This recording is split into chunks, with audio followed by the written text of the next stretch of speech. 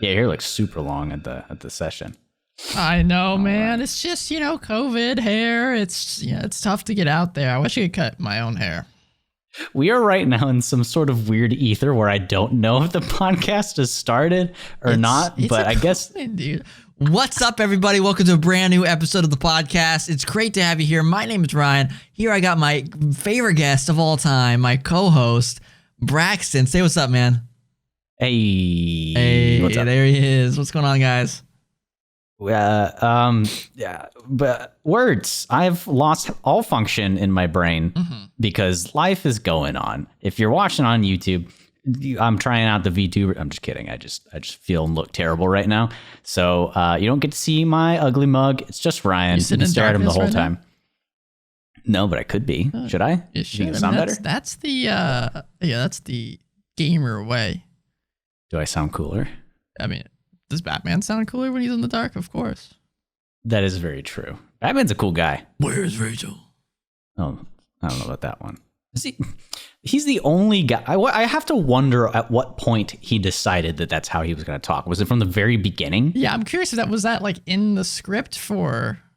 There's no way. Because there's never been another Batman that's done that. No, yeah, so Christian Bale, please sound like you have a squirrel in your throat the whole time. Can you do that? I mean, I guess that was the way of thinking, okay, this is a much more grounded, TV, or much more grounded movie series. So obviously they'd probably recognize his voice since Bruce Wayne's all over the place. He's got to do some kind of voice mover changer thing. And that's what they decided on.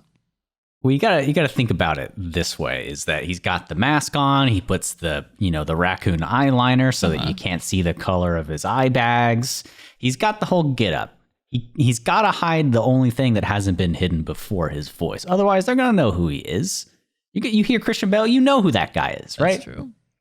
So, he's just hiding himself. When you think about it, Ormano's voice is very similar to Batman's voice from the Dungeon Chronicles. Go check it out, guys. That's a thing. Speaking of things that have names that we do that are podcasts and the people who run them, he already said, but do we ever doing this again? Braxton Ryan, we know. He can point at me if he wants. He's Ryan. He's Braxton. He's pointing. This is the Dungeon Crawl. The acronyms might be the same, but it's the Crawl, not the Chronicles. We crawl through the Dragon of Fire. Speaking about Batman, though, if you think about it, if you think about it, he's an IRL VTuber. You lost me. Are you thinking about it? No, come on. I don't see it. Yeah, we won't dwell on it that long. But, he's made some choices for his character. He has decided what the voice is going to sound like, what he looks like, what he does, he made his what own he cares about. Backstory. That's step one of making a D&D character. Oh. Do you think almost everybody who plays D&D for the first time probably has a tragic backstory? I'd say... definitely in the higher percentage for sure. I think there's also a grouping of people that just make a fun character, just wants to go out adventuring, or then you got the people that want to go find love or find their missing sister, missing brother, and then you got the really sad ones where their whole family was destroyed in some fire, and now they have to go and avenge them. Why do you think that's so popular, though? Is it just because angsty teens get into D&D or tabletop games? Well, I mean, and they want to do that? Think about most fantasy films and most fantasy books and stuff. It always is. That's what's going on. It's some terrible event that transpired. So I feel like it's just in our bones that we have to have some terrible event. It's also, I would say, easier to role play, some terrible thing that happened, so that's your catalyst for exploring. Yeah. Well, there's a tough thing, especially within acting, is like, some people believe if you haven't experienced the thing that your character is, you can try to find the nearest neighbor. But if you haven't experienced something like that, you're probably not going to be able to do it believably. And I know half of these people still have their parents. They're sitting in the other room while they listen. What the hell is my kid talking about? And why do they need, this bard to stop trying to feel everybody up? We've all lost people in our lives. It's kind of a connection. It's true. Yeah, no matter how small it is, you can find that. Yeah. But something that lately has been kind of grabbing me too is, don't worry, we're not going to get into any spoilers for any of the shows that we might talk about today, because we're going to take a bit of a dive into characters, development, trying not to stagnate within your D&D campaign, and giving yourself the best foot to RP as well as you can, or at least, make a character that facilitates a good game, a good session, etc. I have no idea what this is going to be titled. We'll decide once we finish talking. Some of that stuff that you mentioned can be easy if you're just not an asshole, making a character that works well with people. But continuing off of that, making a character that can grow. I mean, we're not all of us are writers, actors, directors, etc.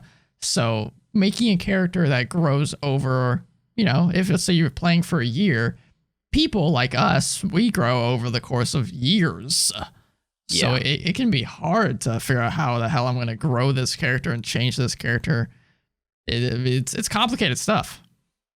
Yeah, I think you're going to have a lot more examples for characters that have gone through arcs and have grown either more quickly than the ones that I do, because most of my experience with experiencing writing or written characters outside of theater, because a lot of that's on me to do, but seeing other people's examples is through anime. And my God, that is not known for the best character development in the world. It's just not. But as of late, Attack on Titan's been kind of crazy. And I'm not spoiling anything, but stuff moves in that show. Not insanely fast, but it goes to entirely different directions. Right. And I would say season 1, Eren Yeager is one of the most anime protagonists ever. Like the definition of an anime protagonist? Well, yeah, he's somebody, a thing happens to somebody he loves, and he is now incredibly angry at that thing and wants to destroy everything of that thing that exists. Sounds like a D&D character. Exactly. A very simple so that's why D&D character. I mean, you think of someone if they were making a ranger class with the favorite enemy type. Ooh. It's probably something similar that people have, that you would think of. Your whole family got slaughtered by orcs. That's your favorite enemy because now you've studied it, and with every fiber you know how to find these people and you know how to kill them. So that's your goal. So you're not too dissimilar. No, not at all. For Eren too, I mean, if you just wanted to translate him 1-to-1 to a D&D character, his parents, died. He's got a big enemy that he's looking for. He's got a town he came from and a few NPCs that he can interact with and the DM can throw in there. And he's got what he wants, what's stopping him, a bunch of things like that. Where is he? How does he feel about the world? And the thing that really surprised me and made me want to talk about this subject of character development is in some campaigns that I've been either watching or experiencing, all of our characters have gone through some sort of event that changes how we are from the moment we created the character. Oftentimes you make this player character and you keep referring back to your original sheet, and it kind of resets you back to the moment of when your character was born. Sure. And that doesn't facilitate a lot of development, in my opinion. Or also, if you wrote this gigantic, 9-page backstory for your character, and the only things that have transpired since that backstory have been in-game, and you don't have a complete, written documenting every single moment of your life since then, it can be easy to just, look back and say, okay, that's me. And, even though these other things have transpired, it's just, you don't think about them all the time, especially if there's, months or weeks between sessions. And I do also want to say not everybody has gone through improv training or is incredibly perceptive to changes in the environment, because a lot of us experience either social anxiety or it's a lot to just process playing a video game or a tabletop RPG where you're worrying about rolling dice, numbers. You got to listen to what the DM is saying and just figure it out, which is why a lot of people end up just making themselves as a D&D character. Even if they make a backstory, you end up just turning that character into your personality. It happens quite a lot. Even my character's like that, and I'm trying to change it. Yes, I know for a fact whenever I made one of my first characters ages ago, or however long it's been with Ryan, I wrote a fun backstory and I was like, okay, I'm going to try to change it. But as I always do, I fall into my rut, whether it's a video game or a tabletop RPG, and it basically just turns into me.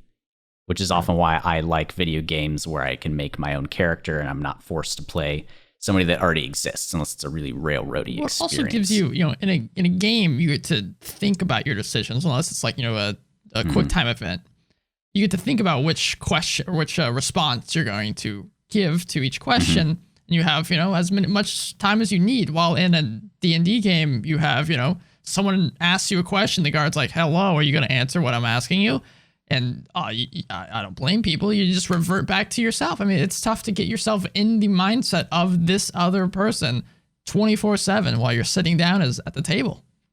Absolutely. And that's the challenge that I want to try and make everybody feel a bit more prepared for.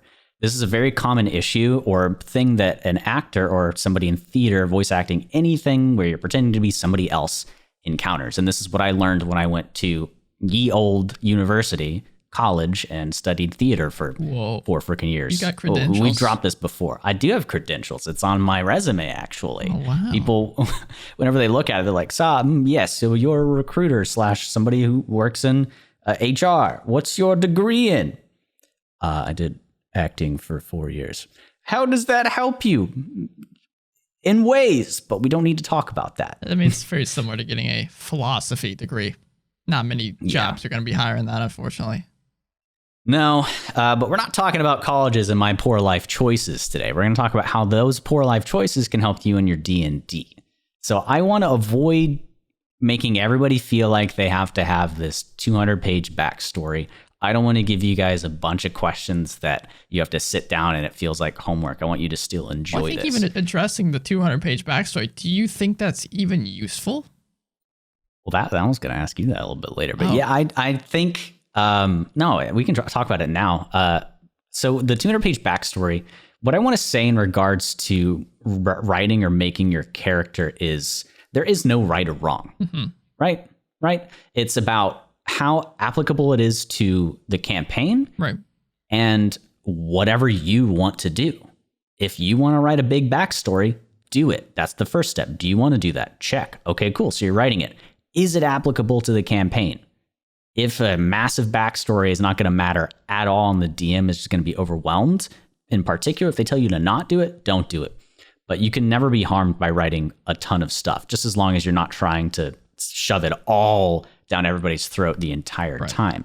There's going to be details that influence the way you talk that you wrote about in your backstory. Whenever you interact with a certain sort of NPC, this hidden communication that comes up that you don't literally have to go monologuing about your backstory every time. So that's my thoughts on it. But what do you think, Ryan? I mean, I agree. I think for me personally, though, as cool and beneficial as one may think, a very long, extensive essay on your backstory could be useful. I think asking yourself specific questions about your character, and we've done this occasionally in our games, where I would open up the session by asking you this question about your character. And since then, I've taken it to asking people now in private, and they can share it if they want, but very specific directive questions like, what's your relationship with your mother like? What's your, family like? What's your, do you have siblings? How do you guys interact with each other? Instead of like, this is what I did for the first 10 years before I met the party. Yes. It could be useful, but I think if you're role playing, then I definitely think you need to focus on the specific characteristics that make your character who they are and how they think about the world instead of their history, because the history is important, but that can come later and you can work with your DM on that if you really want to build that into the story. So that's perfect. And this is exactly where I want to go with a physical thing that people can buy or look at, or we'll provide this in our Twitter most likely for you to go through it as a worksheet on your own if you want. Let's pretend we've got two sorts of people in front of us. Somebody who wants to make a character and their DM needs them to provide a little bit of details to flavor RP so that they can do better. And then you've got the other player who's got the massive backstory. What I'm going to say for the player who doesn't have a lot and doesn't want to do much, this takes 2 seconds. For the player that has the massive backstory, this is going to help you boil these down into 5 or 6 points that can help you each session rather than the entire campaign. This is something I want you to do both at the beginning of the entire campaign and before each session. This is applicable at every single moment of your character's time. And Ryan has already mentioned some questions for these. This is Udahagen's 9 questions from their Respect for Acting book article. It's in a lot of forms. Originally, Udahagen? Udahagen, yes. There's a lot of foreigners that have shaped the theater scope because, as you know, the Americas are fairly new in regards to the world. So theater's been around for a long time. But these are going to get a little repetitive with what Ryan just mentioned, but I want you guys, and there's a couple more, but the first thing, the most important thing really is who am I? And this can essentially be your character's like statistics, what they are, who they are, what their name is, what their life was. This is your massive backstory, I suppose. Boil all that down into who am I, find some good little check marks, and just find those identifiers there. Something that another Do you person think these would should be be like a sentence or two or longer? Honestly, if you can fit it into what the blanks are on the worksheet here, which is like 2 or 3 lines of text, probably, that's about it. It shouldn't be long. It can if you want to, but this should be something you can reference really quickly and in the moment if need be. So keep that in mind. That first thing, the who am I, influences everything that's about to happen. This is something you look at before the campaign begins. But once the campaign starts, and if you've got your sort of like, where are we thing from the DM, they give you your initial like write up on where you are. They open the scene. The where am I question, environment, location, and this doesn't need to be profound, just literally. Where are you located? Are you in an inn? Are you in a barn? Are you at the vampire's castle? A bunch of stuff like that. This can influence your character's opinions and thoughts on the location they're in. We'll come in a bit later to show you how you can play off of that. Next up is what surrounds me. So persons, objects, colors, texture, your party. This is like your 5 senses. So just kind of do that DM thing that a DM tries to do where they appeal to each sense you have. What do you smell? What do you taste, etc. Just to kind of get you in the headspace, right? Mm-hmm. Absolutely. And I'm going to summarize like why each of these things kind of lean into a good study of the session that has either just happened or that's about to happen. What time is it? Like these are just general observations, like Ryan said, to put you in the world. You don't need to dwell too much on that one, but maybe there's a holiday coming up, and this can help your character be involved in the world. If you see this worksheet, and I go, what time is it? Well, I don't freaking know. I'm going to go, hey, Ryan, my DM, what time is it right now? You know, for example, and what might you tell me for this question, Ryan? I'd tell you that it's, just about 1 afternoon. It's the year 398. And it's Wednesday next week. There will be a holiday market day. I'm just looking forward to the market day. And there you go. You're going into the session and you're no longer this like blank slate that has to go around asking NPCs, which you should still do. But having this sort of in-game knowledge makes you feel a little bit more involved. What are the given circumstances? Again, this is going back with the event, etc. But this can be what has just happened in the world, what happened last session, facts, conditions occurring before the play, or in this case, the session that affect the character or action. I think that's huge because, me as a DM, I'll summarize what happened last session, but I'll miss a lot of stuff. And you even mentioned Jamie, one of the players in the Dungeon Chronicles, posted all her notes.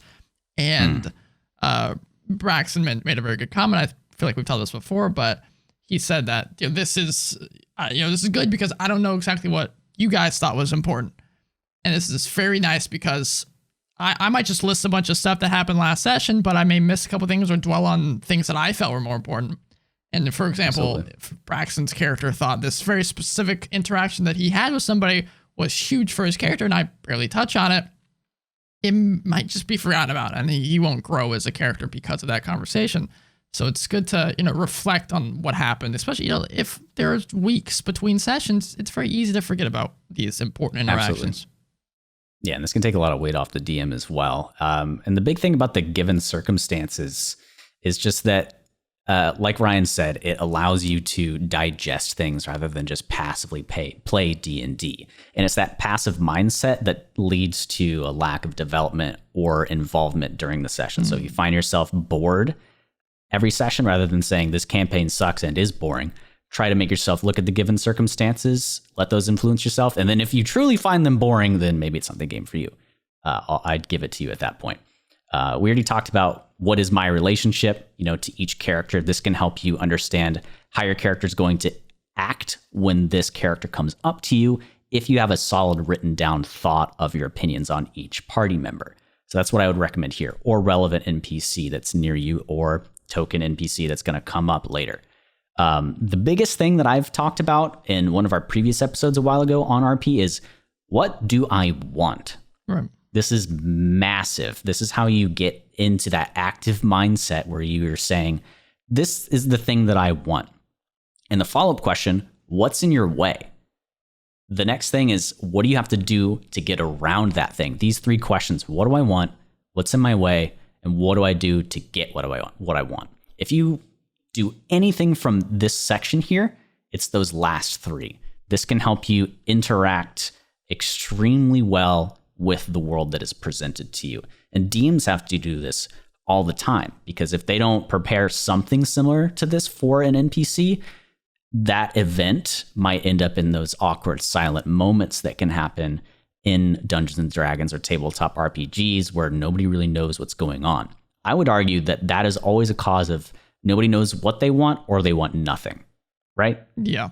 And I could see I'd say that's the root cause. These three questions very easily be misconstrued to be like, what do I want? Like, what's my end goal as a character? But these questions should be asked for, every encounter, every moment. What do I want out of this conversation? What's in my way from getting that? Maybe it's this innkeep is not selling me with an item that I really want for the price that I want it for. And then how do I get what I want? Maybe I have to haggle with this guy a little bit. Maybe I have to come back later, sneak in and steal it. So a couple different options you could get from there. And that can come up in every single tiny encounter that happens within the game. Absolutely. So I think I mentioned this almost verbatim in our older episode. But you never just want something because you want it. There always has to be a little bit more. If you dig deeper, there's always something a little bit more. It's like, why do you want to buy that potion? I don't know, because I want it. Well, why do you want it? Well, I don't want to die. Hey, that's a really damn good motivator. You don't want to die. You're going to be a lot more inclined to try to haggle that shopkeep down so you can get this potion and survive the next fight, probably. Yeah, it's never as simple as it's what my character would do. Never, ever. So try to get out of that way of thinking. So just to sum these up again, it's who am I? Where am I? What surrounds me? What time is it? What are the given circumstances? What is my relationship? What do I want? What's in my way? And what do I do to get what I want?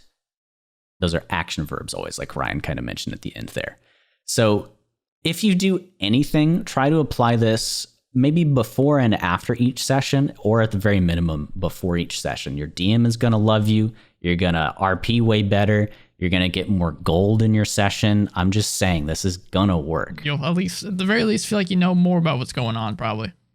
And then eventually these things are just going to come second nature to you, because in a way, as people, these questions are always in our minds, and what's written under them is always changing. And I want to bring back in Eren Yeager too, because in the beginning of Attack on Titan, and don't worry, I'm not going to spoil anything other than saying Eren Yeager changes throughout the story. And that's a given for a character and something. So he begins and he's bloodthirsty, wants to kill everything, and he rushes into battle, right, Ryan? Yeah. What else is Eren Yeager like? How does he change from, that moment when he's super young and he has that traumatic experience, say, to like season 2 and 3? Very impulsive at first. Grow into being more of a, thinking about the situation more after you grow up and kind of learn more about what's going on. No, that's not all about you. Also more trusting of others. Absolutely. Believes that if this person has this role, they'll probably take care of that while you take care of this. It's not all about you just rushing and murdering everybody. So if you were to change, and it might be tough to do this without spoiling things, but what does Eren want at the beginning of the show? To kill all the big titans. I don't know if we can get to the next part without spoilers, but does that change in the show? Yeah, I definitely say, at the very least, without spoiling anything, it definitely at least morphs. Okay. So let's jump to a make-believe situation in Dungeons and Dragons. You've got everyone in your party, and they all are these dark, dramatic characters, and they're obsessed and blinded by, whatever thing attacked them or gave them a traumatic experience in the campaign. Typical D&D characters. Typical D&D characters. And it leads to a lot of infighting in the party, because you've got really strong motivations to go one direction, and your other party member wants to go the other way. The thing I want you to do with these sheets is, as you start interacting with characters, even if it's not the exact way you wanted your character to go, to try to make things work a little better, apply these questions every time to each session and almost forget about the ones that you had initially. You can keep that to inform what you've got, but ask these questions again, and it's like a text message oftentimes you might go back to read what was said 10 years ago, but the most relevant thing is the thing that happened and that you said most recently. And that's what you're going to judge based off of. So there are a lot of more in-depth things that you can get into. And what I want to go with next, and boil these down, this is going to be for the people that really, really enjoy asking themselves a ton of questions. For the player in there that's listening right now and says, I don't want to do that, I just want to make a character and have great stats, we're going to try to boil these down to the ones that genuinely matter, because there's a lot of ones in here that don't really add anything to a campaign. And keep that statement, does this add to the campaign or my character while you're writing a backstory? But there's 5 sort of, I guess, questions or categories you should be asking yourself about. And I want to ask Ryan like what he thinks about each of these real quick. So to list them off, it's physical, social, psychological, moral, and the play, which in this case is going to be the campaign or the session, etc. So for each of these, Ryan, are ones that stick out to you. What do you think about these? How are they going to apply to a D&D character?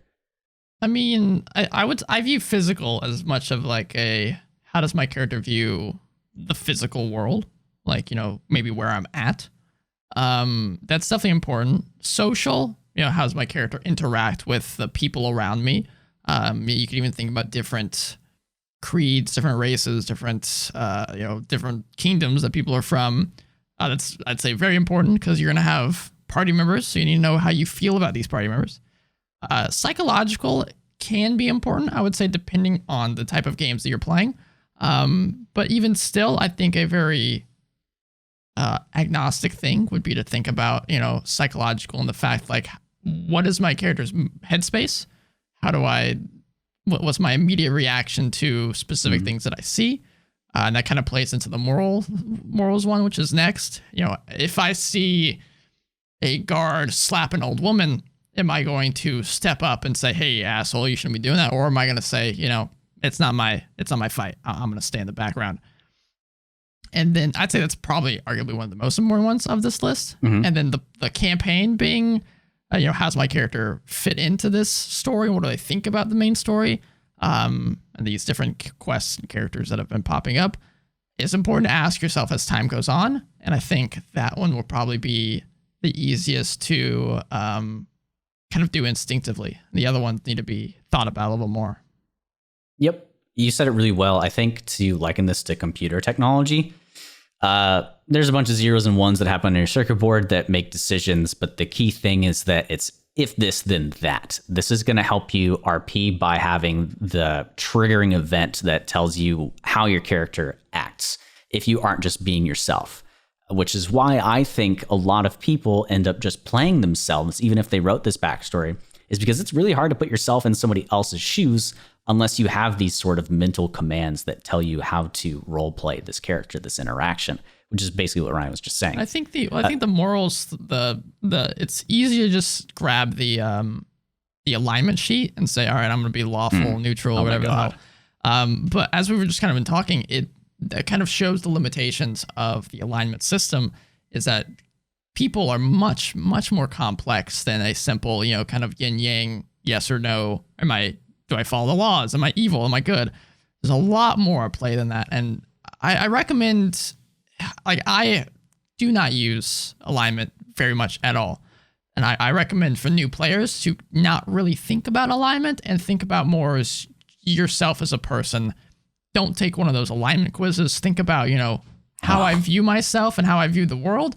And I think that's, I'm also speaking from a counselor perspective. This is, a lot of this stuff is very much in line with, how different theories operate. And I think you should focus on that type of stuff instead of just the very much archetypal stuff from the player's handbook. Very, very true. Yeah, that alignment is, I think, Wizards of the Coast, or at least whoever made D&D originally, Gary Gygax, all these tabletop RPGs are like, how do we get these people to buy the thing we've made and sit down and play it? Well, so it used to mean more. Alignment used to be more of a importance in the game, like certain spells couldn't be used by good characters and stuff like that. And there's still a little bit of that in there with like, well, you can only use this item if you're evil, or the protection from evil and good type spells.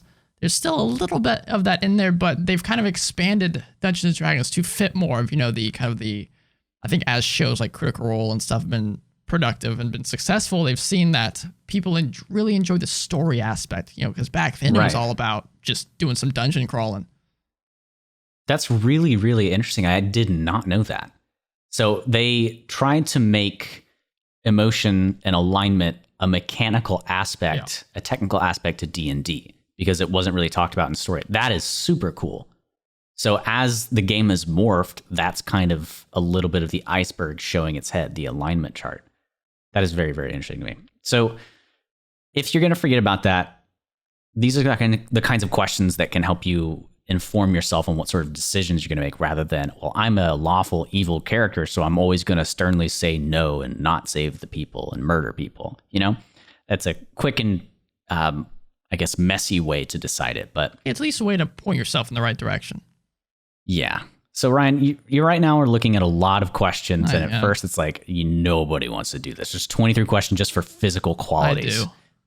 Okay. You do? Yeah, I did when I first made my D&D world, there was a world building questionnaire that I did that was very similar to this, just for about the world instead of about people. Well, I don't think we can get through all of them. No, yeah. But what I want to do here is go through and let's say, is this valuable to spend my time on making my character? If not, get it out of there and don't answer it. Right. So, of course, you've got the titular physical qualities. Who am I? Right? That's got to be in there, yeah? Who am I named after? Do I like my name? No. No, probably not important. It's not important. Doesn't mean you shouldn't think answer about. You can if you want. But yes. Not necessarily something you need to spend a lot of time on. Yep. This is more of a relevant thing lately. But what is my gender? What do I think about sex? This, I, again, don't think it's important to a campaign. It can be if it's important to your character. Yeah. So that's one of those dependent ones. It's not an absolute necessary. How old am I? What do I think about my age? That can be necessary if age affects you physically a lot or mentally and how your habits are. So I would say yes. Yeah. How does my posture express age, health, inner feeling? That can kind of go with the age thing. I don't think this is as important to answer for some that will show up later. Yeah, I'd say that's something more you can think about. Because I recommend this to all my players, and I try to embody this in-game, but try to, when you're speaking as your character, change your posture and change how you are physically to be how your character is. So like if I'm playing a larger character, I'll kind of lean back a little bit, square my shoulders, or an older character, maybe scrunch up, and lean over. So I think that's something you should think about, but not necessarily, have to write about. Ryan's really great on that. And we're going to drive that point home throughout this entire thing. So kind of keep your eye out for that and really, really jump into it. How's my complexion? What do I think of it? Not really important unless there's like a massive tattoo or like a gash on your face that people are going to ask about. So again, not the most important thing. What is my height? Can be important depending on what, race you hail from, sure, et cetera. It's how people view you. But you necessarily don't have to. Maybe you're tall for a dwarf or something. Yeah. So this one, I would say it's more necessary than the ones that we've just kind of gone through. What is my weight? Again, not as important, but if you think it's something that people are going to comment on right away and you want that to be part of your character, do it. So this one, absolutely must have it. What is the pitch, tone, tempo, resonance, or quality of my voice? There's a what do I think of it thing. You don't have to have that. But really, if you're not just going to play yourself and you can do a voice, this is, I'd say, one of the top 10 or 5 things that you should definitely do for the reasons Ryan just mentioned a second ago. But it's also for something like that. I think a lot of people get stuck in their heads. They have to, It's not integral. Yeah, you watch Critical Role and you're like, my God, I want to do that. But then you remember they're all voice actors and you're not. Mm-hmm. So how do you mimic that? You can do very small mannerisms. You don't have to have different pitches, volumes, tempos. You don't have to. I'd actually recommend, stick more to that. Pitches and volumes and tempos, then going for an accent. Those things are much easier to do. Well, it's Ryan. Ryan gave me advice once upon a time that has still stuck with me while I've been preparing for our live campaign for the Dungeon Chronicles, is I don't have a lot of range and pitch. I really don't. So focusing on the cadence, the volume, how fast I speak, and how sing-songy it sounds is one of the easiest things to do. And even the slightest change in how you normally speak is easily perceivable by your players. Easily. So articulation and whatnot, that comes with like, how easy you are to understand, which can just inform, is your character tired? Are they intelligent, or do they lack education? Do they get their words out quickly? Again, this kind of goes with 9 as well, so you don't need to focus on that too much. The next one's about hairstyle. It really doesn't matter, again, unless you want it to. Do I have deformities? Doesn't matter unless you want it to. Do I have any mannerisms? Very important.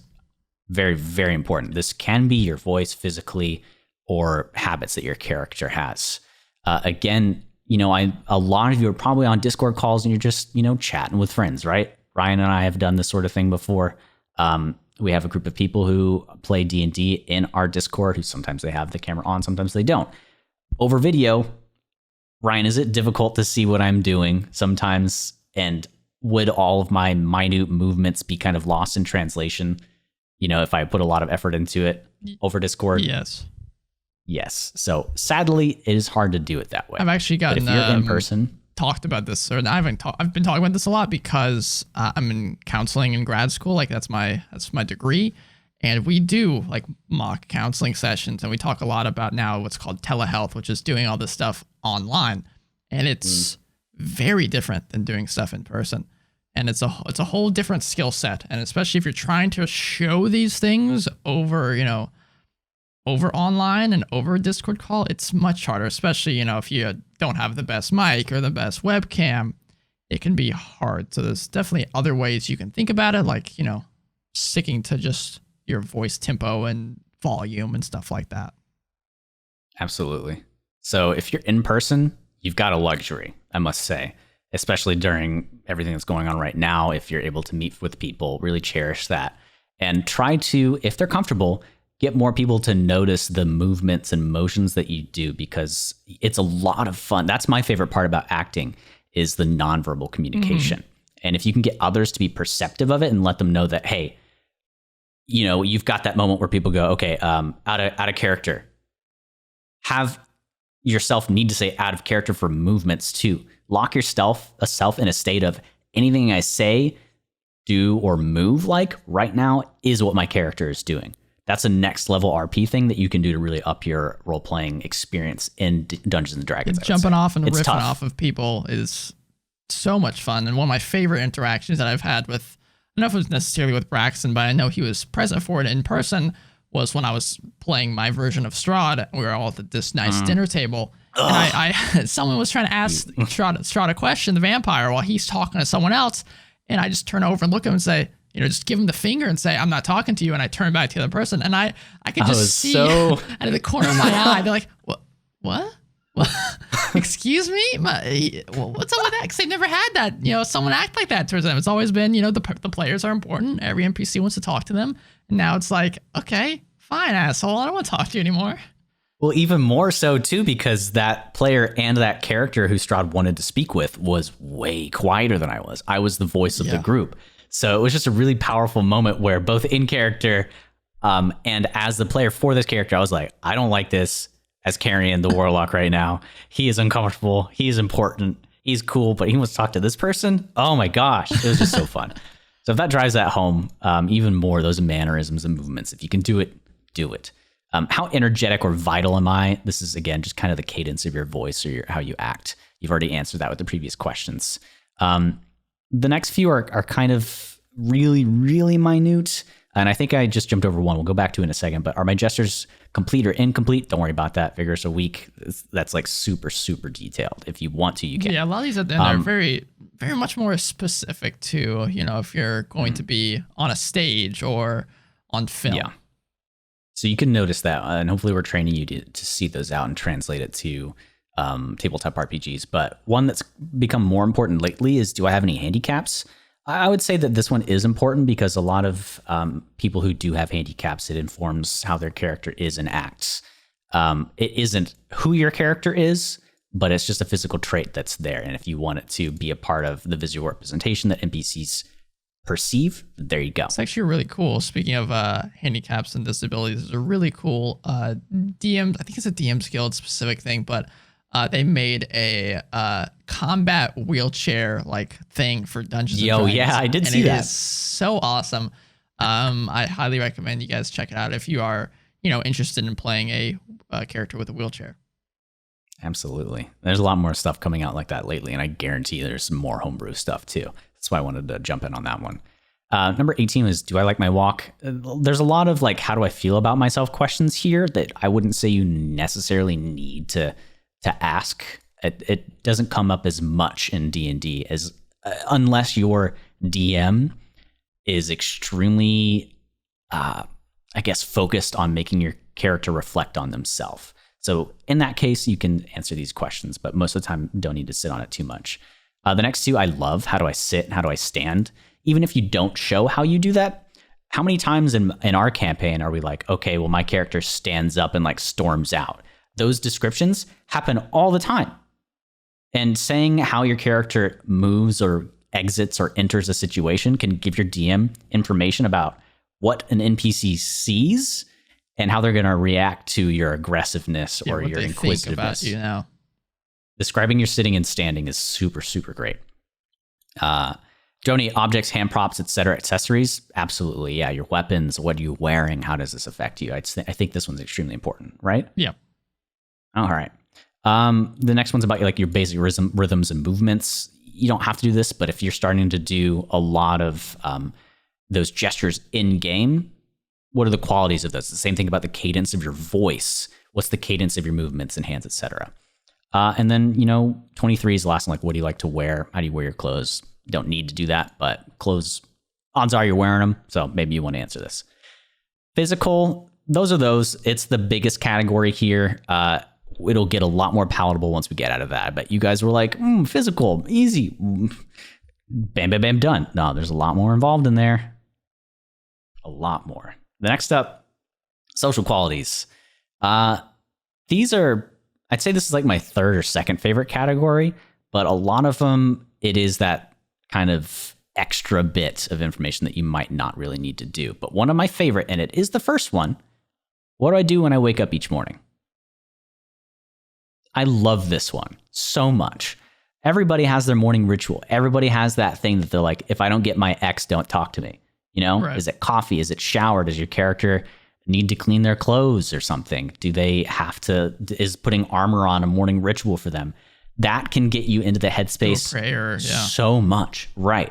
I love this one. So if there's only one you pick from this, it's that one. Yeah, because I like that too, because it would give the other party members something to talk to you about. Like, why does this guy walk around the tree twice before we get started in the morning? What's going on, buddy? And then they'd be like, oh, well, my druidic circle does this every time. It's just something that we do to bless the ground. Literal druidic circle. It's so great. So even those of you who don't like to do RP too much, this is awesome. You're camping with your party all the time, and this can be such a fun way to that's a way to, even people, like you said, people that don't like role playing too much, that's a way to role play without really having to do much, without having that accent. Just say, hey, this is what I do when I wake up, and then eventually that will become a thing that the party recognizes and talks about. There's literal mechanics in the game too. Some people prepare their spells. True. That's part of it.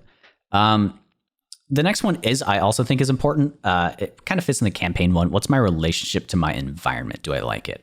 This can boil down to, is your character of like a noble status and has been in like a castle super cozy all the time, and you guys are camping out in the boonies? How does that inform your character's like social qualities and how they're feeling right now? They're obviously probably going to be irritated and uncomfortable. So I think this one's incredibly important too. The next few aren't as like integral to a character itself. Some people don't care about these sorts of things.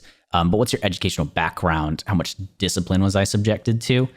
How intelligent am I? I don't think this is super necessary. Yeah, I was thinking about the question after that too. What's my childhood like? I think a lot of people go to that. Like, what are some memories that I have from my childhood? And I think it's important, but it's also, you just think of some very important. I think the second question to that question, where asked what are your strongest memories, it's much more powerful.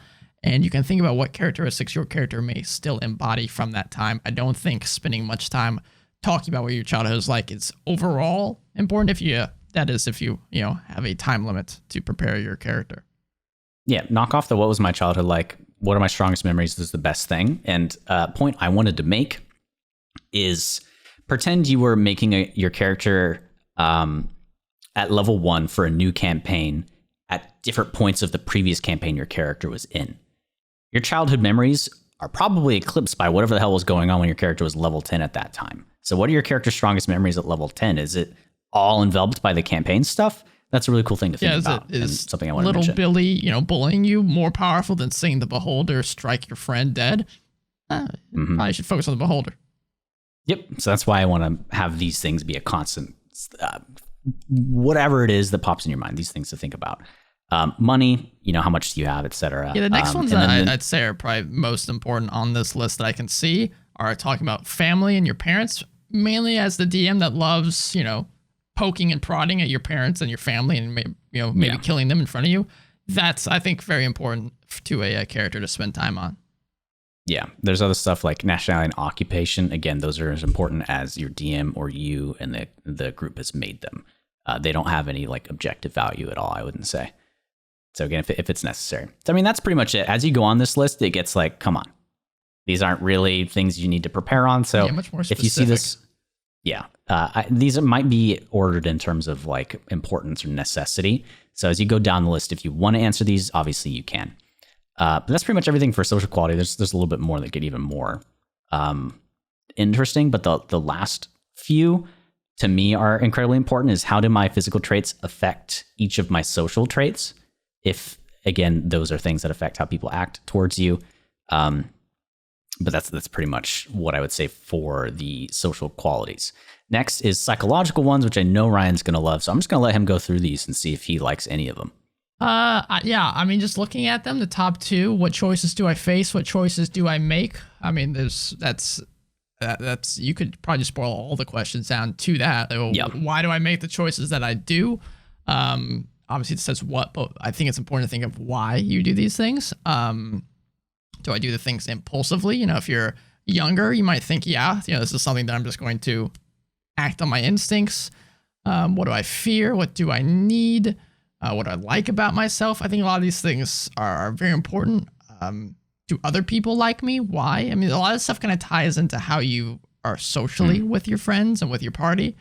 And I think a lot of this stuff should be addressed and thought about. Maybe not, every single one of these questions again and the, that specific, but I think thinking about how you view the world and how you view your party members, and how you view yourself with them can be very impactful. Yeah, this can be boiled down to what do I want and what's the obstacle, essentially. Yeah. What do you need? Your fears can be all of these are just obstacles. So this can help you identify what blocks what you want.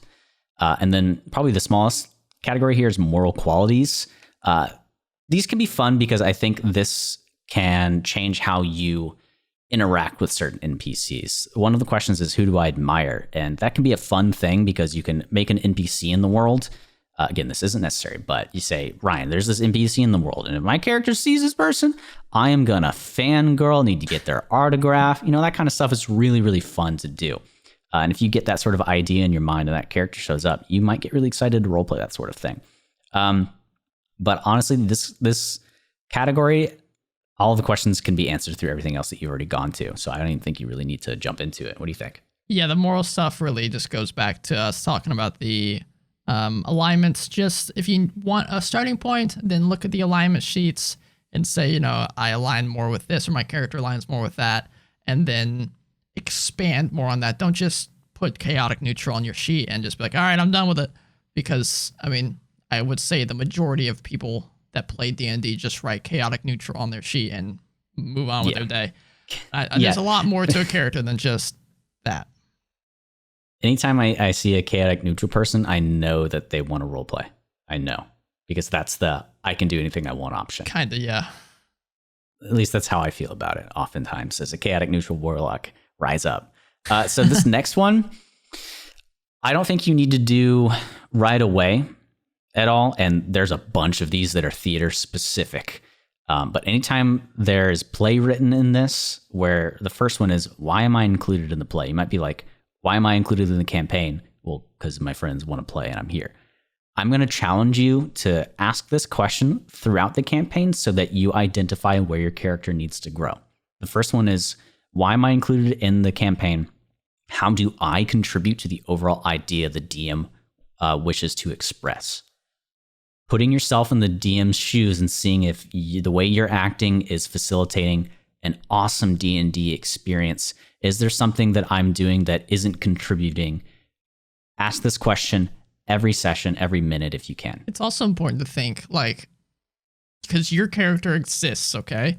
Why does Carrion, Braxton's character, why does Carrion stay with the party? Why would he not just leave? What is he benefiting? What is he adding to this group? Because it's very easy to just stuck in, okay, I'm with them because we're all playing Dungeons and Dragons together, but you could very easily just make another character. So there's a reason your character is still with these people. Think about that and expand on that idea instead of, just being there to be there. Absolutely. And a lot of these questions are, again, just kind of superfluous, but it boils down to why am I here? And that entire statement that Ryan made about write that down, put it on a plaque somewhere, and keep it up every time you play Dungeons and Dragons. Just point to it and look at it and feel it. There's this big thing about theater and, putting yourself into the mindset of, before the action. What am I doing before this scene begins? Don't say, well, I'm standing off in the, the wing of the theater, of the stage, waiting for my entrance. No, your character is existing before that moment. So what I want to challenge and kind of end this whole thing with is every session, whether there was a time skip or not, there's something that's going on. Your character, the pause screen might be active, but the world for your character hasn't stopped. Always think about and reflect on what has happened immediately, what's going to happen, and what has happened, etc., what is in the presence. If you're thinking actively about these sorts of things and you're aspiring to upgrade your role play, upgrade your acting, etc., thinking about things from your character's perspective is what all of this boils down to. So if you don't do any of this, truly go back to what Ryan just said, scroll back a little bit. How do I contribute? Why am I here? What do I want? I think a fun way to grow, like learning this, instead of, just sitting down with this sheet. If you don't like this type of stuff, at least give it a shot. But I'd say if you want a fun way to go about doing this is watch things, read things. Ooh. Watch some really good tabletop RPG stuff online. There's some really good content out there that people have, worked really hard on, have, the years and years and years of experience of acting or writing, and seeing how they grow their characters over time, or seeing how certain writers from shows grow this character from the first episode to the last episode is just can sometimes be a masterclass in what we're talking about here. So if you want to sink your teeth in something really enjoyable, then go do that and keep this stuff at least in the back of your mind. Yeah.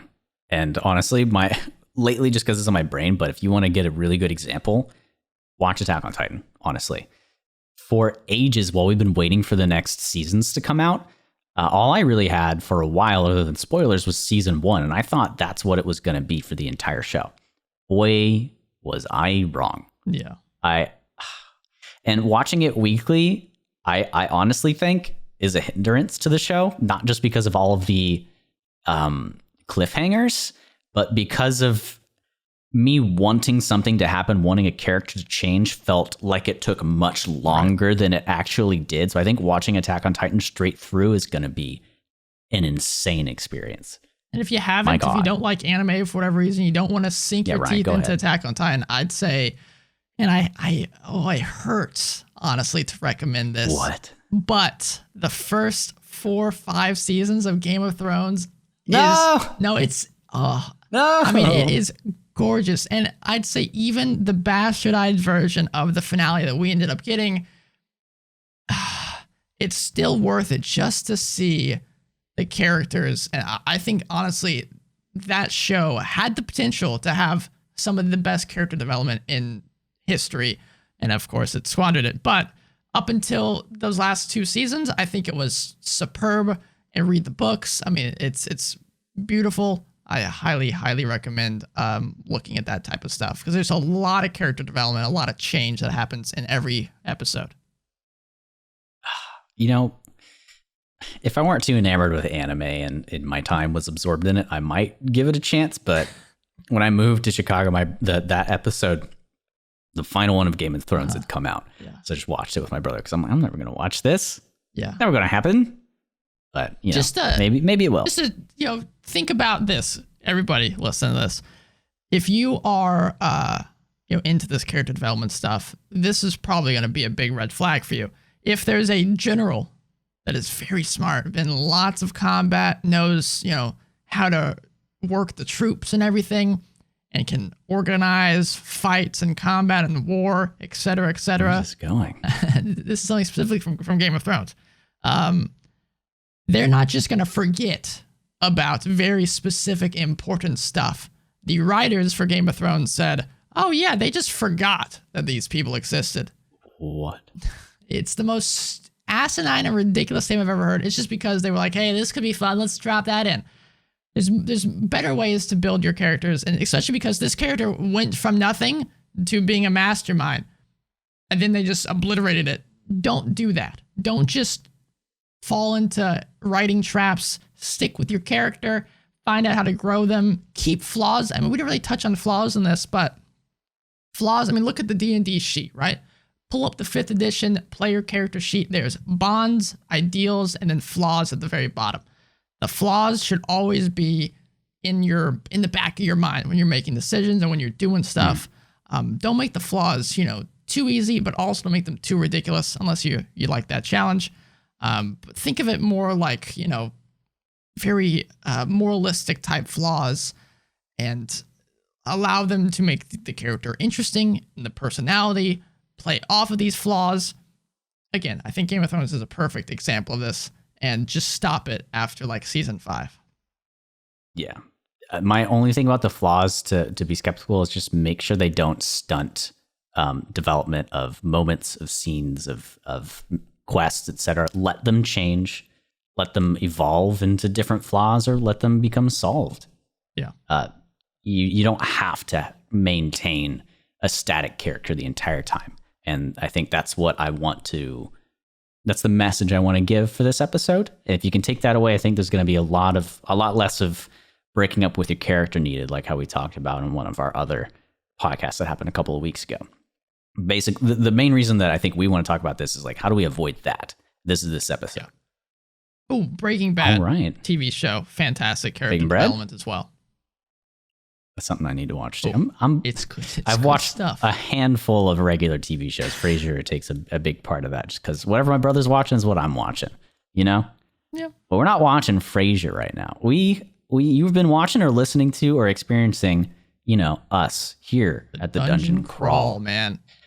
And if you're ever interested in peeking some stuff out or looking at what we're doing, or if there's a message, you need an update, maybe. I don't know. Mm-hmm. We have social media at Dungeon Crawl Pod. That's you where can find this us. Article, this document that we were looking at will be posted. Yes, there's going to be a lot of theater terminology here. So anytime you see play, or if there's something that doesn't seem relevant to D&D, get it out of there. You don't have to do this word for word at all. You don't even have to do it at all. Just look at it if you want. Twitter, Instagram, so at Dungeon Crawl Pod. If you're looking to talk to us long form, discuss things that you've heard in previous episodes or this episode, want to ask us something, thedungeoncrawlpod@gmail.com is where you can find us there for that form. We also have a YouTube. If you look up on YouTube, the Dungeon Crawl Podcast, we will pop up and browse our catalogs. That's also where we host our live play, the Dungeon Chronicles. Ryan, we have a Twitch for that we don't use yet. On March 22nd, and we're sticking our guns to it, at around 6 p.m. or so, we're going to be live streaming the Dungeon Chronicles. Woo! And what is the handle for that, Ryan? Do you know? I'm putting you on the spot. The Dungeon Crawl Network, twitch.tv/the Dungeon Crawl Network. And the reason we have it that way is because we want to have it be a catch-all for whatever we want to live stream. So if you're looking forward to that sort of content, jump your booty over there. That's March 22nd. So if you've been listening to the live play, those have been episodes recorded back in November. The 5th episode probably is going to be all digital, and the audio quality is going to be spicy, and we're ready to get going. Damn straight. Ryan, what else do you have for us? Well, I was doing a little light reading, the past week. And Braxton as you kind of mentioned, is a theater pro, so he probably kind of knows what I'm talking about here. But I found an old play that I don't think many people know about. It's called A Podcaster's Dream by William Shakespeare.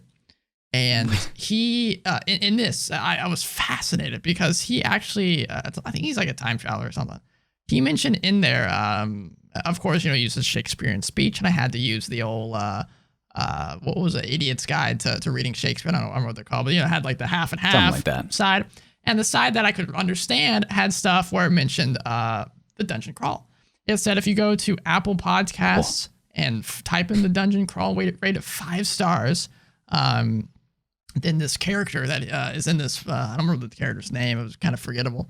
But this character's name in this podcaster's dream will be very happy. I think the name might have been Ryan. I'm not positive.